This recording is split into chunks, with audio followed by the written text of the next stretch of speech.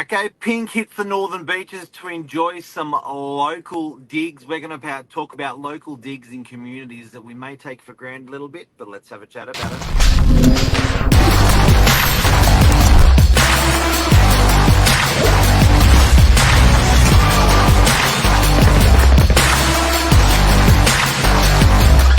I'm the ringleader, so listen up.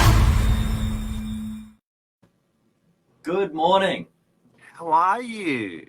I'm so good, Mr. Local Real Estate Agent, Mark Novak.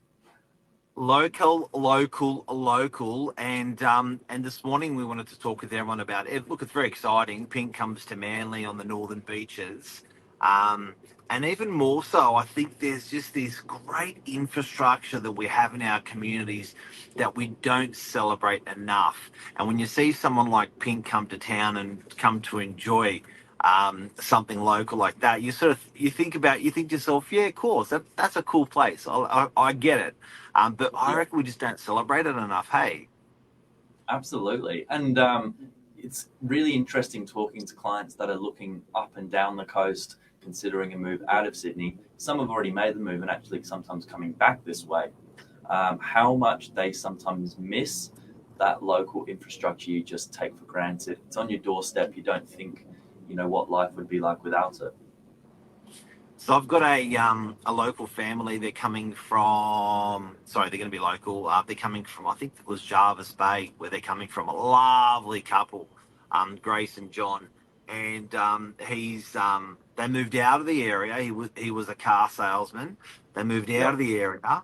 Absolutely loved where they moved to, but they're moving back because they find they're always coming back for stuff, whether it's medical appointments and the best hospitals, the best medical, the best doctors, whether it's functions. There's really good facilities around the northern beaches and around Sydney, weddings and whatever they're coming to. But I think you'll find that a lot of people at the moment are leaving Sydney, but they're not valuing that stuff. That is, they don't think it's that important to them.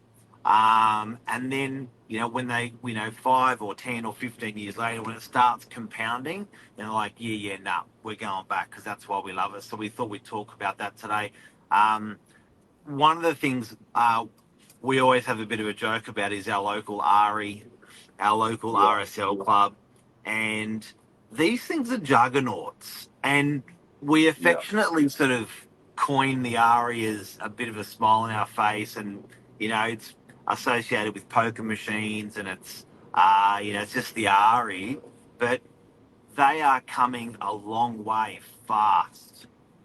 It's crazy. I mean, just as an example for DY, DY has just finished a $100 million upgrade, a 6-stage upgrade at the RSL, and transformed it into something really quite magical. $100 million. $100 million, yeah. And this is now a venue that can hold comfortably 2,500 patrons at one time, no problem.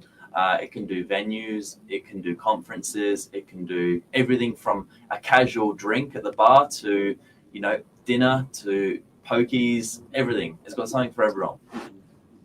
And not a lot of people know about these RSL clubs. They're not allowed to actually extract money out and just go and spend it.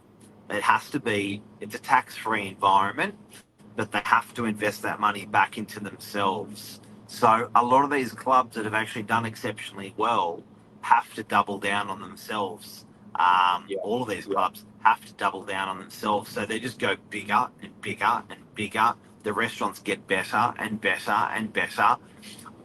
I think they're a little bit of a category killer. They have a bit of an unfair advantage because if you're a local restaurant trying to keep up with that sort of funding that a local RSL club has, it's pretty hard competition to keep up with. It's big, and these guys do some serious numbers. DY RSL has got nearly 52,000 members. That's a huge proportion of not just DY, but the Greater Northern Beaches for sure. So, yes. Yeah. So I guess for people that aren't from Sydney, like that's, as a reference, the Northern Beaches is probably about 45 suburbs, 40 suburbs, and it's a community of about 200,000 people. So I guess a quarter of that community, which is huge, are members. But then if you're outside 5K, I think you can just come in anyway. So that's sort of they've pretty much got the most community covered. Yeah, interestingly enough, could you take a guess at where the biggest RSL in Australia is? It is in Sydney. Big Bankstown Sports Centre. It's not far. Rooty Hill has got the biggest RSL. It's massive. But talking about infrastructure for our local communities, I know we have a bit of a again, I have a bit of a chuckle about it's an RSL club and it's associated with pokies, but they're some of the biggest they're some of the biggest income earners for poker machine revenue in the country, and the infrastructure around that's put in place to these things for community, it's you can have your wedding there, you can have your functions there, you can do so much with it. It's bloody huge. Now, I think it's important, and I'm going back to Pink, I think it's important we celebrate sometimes these golden oldies. We've recently had an RSL club in Narrabeen not operate any longer. So people just think they always are printing money, but they really need the community to support them and hop around a little bit. Bowling clubs, I think there's been a young resurgence of young people going into bowling clubs and supporting them as the older people move through them. What do you reckon about shopping centres? It's another one of those hubs. They really are so much more than just where you pop in to get your shopping these days. You look at what Ringo Mall's done. It's a place that you can actually spend the whole day. You can walk in the morning, do your morning shop. You can leave your bags with concierge. You can go and watch a movie at the cinema. You can go and get a massage done. There's just something for everyone again. So it's a really, really great community get together and hang out. Brilliant. I love it. Manly Corso? Busy yesterday. I was there myself, taking a tourist through.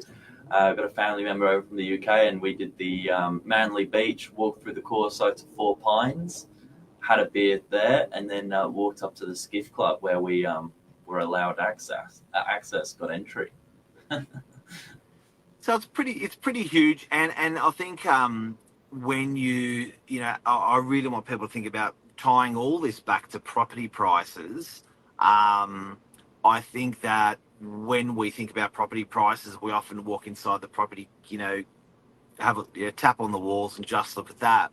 But that infrastructure that's around that property, be it transport, be it waterways, hospitals, shopping centres, local community pubs and clubs, they really contribute, and often you'll see the same property in one area and the same property in another area, and you think, why are these property prices vastly different?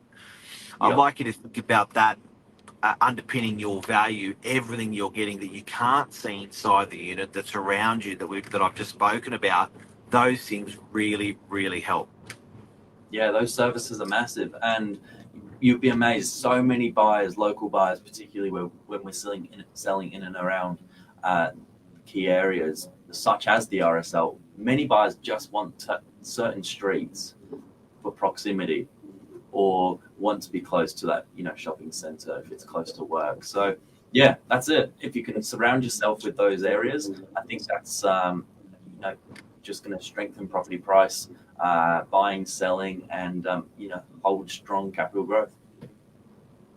You know what, if guys and girls, if you want to watch a great flick, on Netflix, there's a doco called Live to 100, and one of the things that stroked me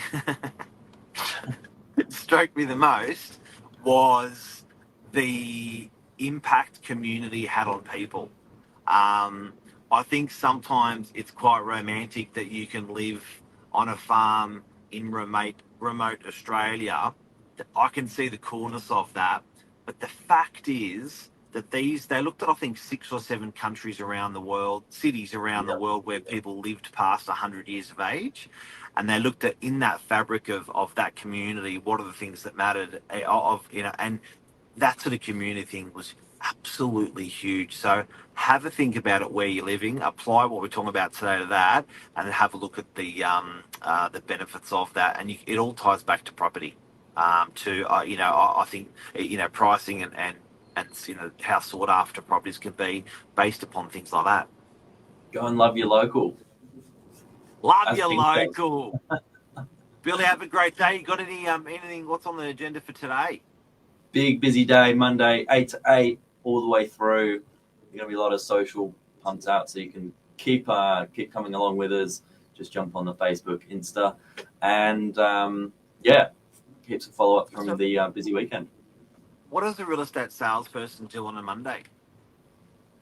Well, from pretty much when we leave the office now, leave this little video now to about 12 o'clock, we're going to go and have a look at all the new properties coming on for sale.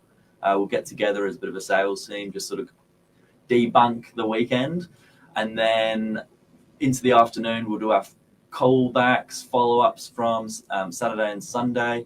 And then into the afternoon, appointments, tying up loose ends, a bit of planning for the week ahead. Boom. And also, don't forget, we've got our Taylor Swift giveaway, 2 tickets to Tay Tay. Wow. That we're giving, and there'll be some information coming on through our socials today for that.